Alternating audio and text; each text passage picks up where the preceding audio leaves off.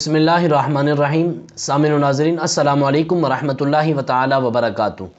آپ نے وہ معاملہ سن رکھا ہوگا جو قبلہ امام جلالی کنز العلماء ڈاکٹر محمد اشرف آصف جلالی صاحب زیدہ مجدہ و شرفہ آپ کے ساتھ سعودی عربیہ میں ہوا، لیکن لاکھوں کروڑ ہاں سلام ہیں اس امام جلالی کو کہ جو اپنے موقف پر ڈٹا رہا اور اتنا کچھ کرنے کے باوجود نجدیوں کے سامنے نہ جھکا۔ اور ادھر سے مفتی چھپن چھپان کے نام سے جو شخصیت پہچانی جاتی ہے، چمن زمان جس کا نام ہے نجم القادری، جو خود کو آگے لقب کہلواتا ہے، اس نے فیس بک پر یہ پوسٹ کی کہ حضور اکرم صلی اللہ علیہ وسلم کا فرمان عالی شان ہے۔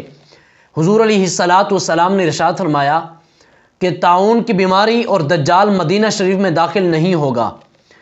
تو اس نے یہاں پر اشارتاً کنایتاً نشانہ بنایا قبلہ امام جلالی زیدہ مجدہ و شرفہ کو۔ یہاں پر بہت سارے سوالات اٹھتے ہیں کہ جی قبلہ امام جلالی کو دجالی کیوں کہا جاتا ہے؟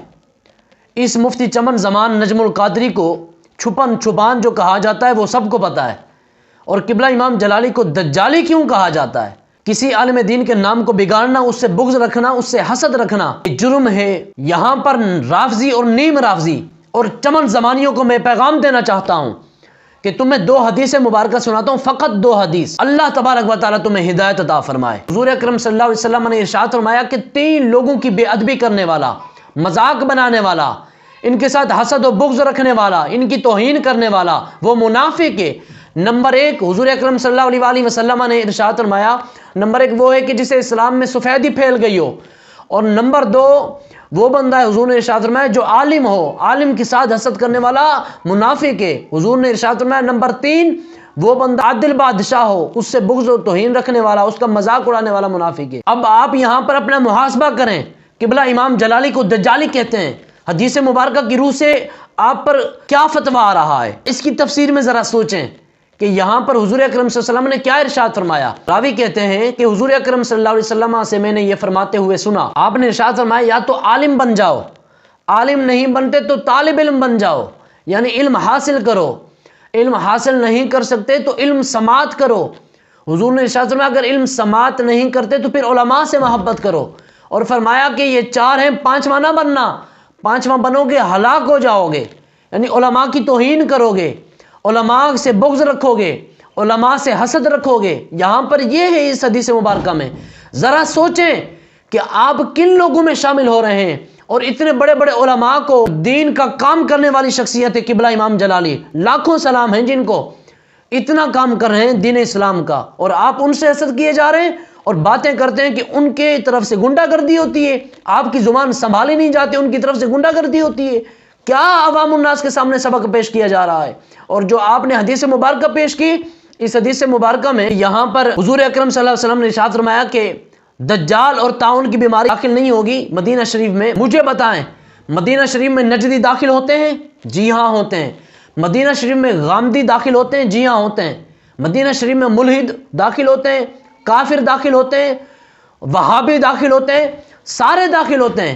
مجھے آپ یہ بتائیں کہ آپ کہہ رہے ہیں کہ یہ دجالی بن گیا اور دجال اور طاعون کی بیماری مدینہ شریف میں داخل نہیں ہو سکتی، تو اگر آپ جس طرح حدیث مبارکہ کی اپنی طرف سے تفسیر کر رہے ہیں اور قبلہ امام جلالی کو دجالی بھی بنا رہے ہیں، اور اس حدیث مبارکہ میں دجال پر کنایتاً اشارتاً آپ قبلہ امام جلالی کو لے کر آ رہے ہیں، تو جو وہابی، غامدی، ملحد، نجدی یہ داخل ہوتے ہیں، تو اس کا مطلب انہیں فرشتے نہیں روک سکتے۔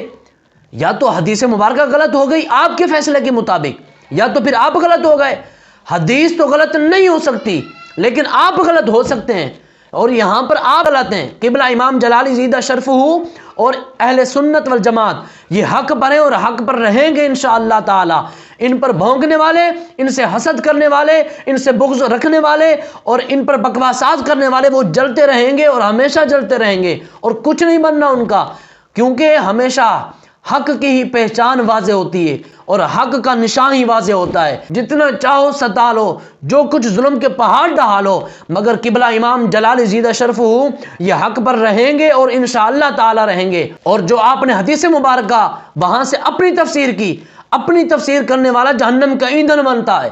حضور اکرم صلی اللہ علیہ وسلم کا فرمان عالی شان ہے، جو بغیر کسی علم کے پوچھے اور حدیث مبارکہ قرآن کی اپنی طرف سے وہ تفسیر کرے، اپنی طرف سے جو بندہ تفسیر کرے تو وہ اپنا ٹھکانہ جہنم میں بنا لے۔ اب یہاں پر آپ سوچیں، اپنا محاسبہ کریں، حاسبوا انفسکم قبل ان تحاسبوا، اپنا محاسبہ کر لو اس سے پہلے کہ تمہارا محاسبہ کیا جائے۔ بھونکتے بکواسات ہم کن شخصیات پر کرتے ہیں؟ قبلہ امام جلالی پر۔ تو قبلہ مفتی چمن زمان نجم القادری صاحب، آپ سے ہماری گزارش ہے کہ مہربانی فرمائیں، کیا آپ سبق دے رہے ہیں عوام الناس کو؟ اور یہ رافضی نیم رافضی ان کی جھولیوں میں بیٹھ کر کیا کرنا چاہتے ہو؟ جو تمہاری سوچیں ہیں، جو کچھ ہے وہ تم نہیں کر سکتے۔ پیغام دینا چاہتا ہوں چمن زمانیوں، نیم رافضیوں، رافضیوں کو کہ جو چاہو بگاڑ لو، کچھ بھی نہیں بگاڑ سکتے، لیکن میں دعا ضرور کرتا ہوں کہ اللہ رب العزت تمہیں ہدایت عطا فرمائے۔ بے جا تنقید کرنے والے، اللہ کا قرآن ارشاد فرماتا ہے لا یجرمنکم شنآن قوم علی الا تعدلوا اعدلوا، انصاف کرو۔ لیکن یہاں پر ہمارے معاشرے میں کیا کیا جا رہا ہے؟ تھوڑی سی بات پکڑ میں آ جائے، پتہ نہیں حدیں کراس کر دیتے ہیں اور پتہ نہیں کیا سے کیا کہہ دیتے ہیں۔ کب سے سوشل میڈیا پر یہ باتیں چل رہی ہیں، اس طرح کی فتوے بازی کی جا رہی ہے، حدیں کراس کی جا رہی ہیں، کیا عوام الناس کو آج کل کے معاشرے میں بتایا جا رہا ہے؟ جو آپ حدیث مبارکہ پڑھ رہے ہیں، یہاں پر یہ نجدیوں سے پہلے یہ جو مکہ شریف تھا، مدینہ شریف تھا، سعودی عربیہ کی حکومت اہل سنت والجماعت کے پاس تھی، تو حضور علیہ الصلوۃ والسلام کے عاشقوں کے پاس تھی، تو حکومت ان کے پاس تھی۔ اس وقت بھی یہ نجدی، یہ وہابی، یہ غامدی، یہ کافی، یہ سارے آیا کرتے تھے، اس وقت یہ سب آتے تھے۔ پھر اس کا مطلب یہ ہے کہ اللہ کے جو فرشتے ہیں، جو آپ نے حدیث کا اپنی طرف سے تفسیر، اللہ کے فرشتے ان کو نہیں روک سکتے تھے، اور اس وقت یہ آتے تھے سب، جس طرح آپ نے حدیث کا ترجمہ کیا کہ دجال سے امام جلالی کو مراد لیا، تو یہاں پر اس وقت جب اہل سنت نہیں روک سکتے تھے، اس کا مطلب کہ اہل سنت حق پر نہیں تھے اور وہ حق پر تھے۔ یہ ہرگز نہیں ہو سکتا۔